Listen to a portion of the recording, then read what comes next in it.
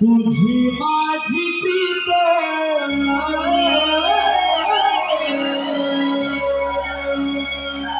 तुझी माझी प्रीत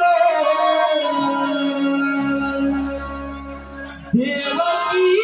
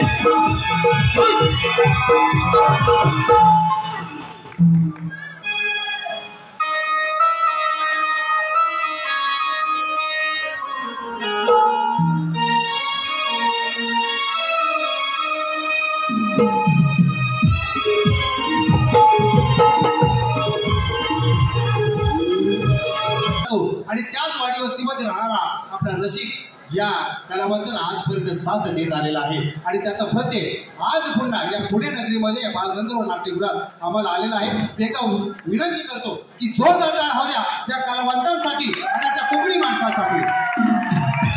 रंगात भरला रंग, रंगात भरला रंग, मांडला असा चौरंग, रंगात भरला रंग, मांडला असा चौरंग।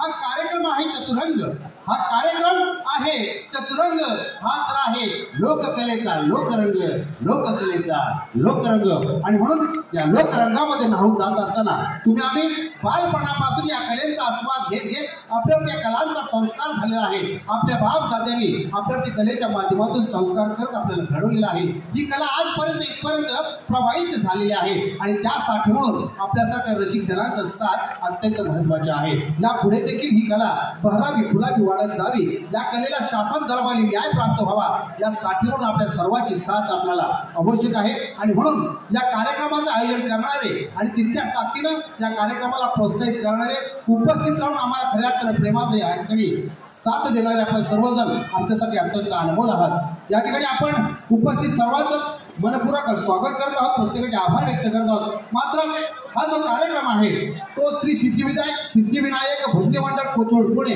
व शिवज्योत मित्र मंडळ पांगारी गिजेवाडी यांच्या संयुक्त विद्यमाने या कार्यक्रमाचं आयोजन करण्यात आलेलं आहे। प्रचंड मेहनत आणि परिश्रम या सगळ्या तरुणांनी, या सगळ्या आयोजकांनी, या सगळ्या शिलेदारांनी घेतलेले आहे।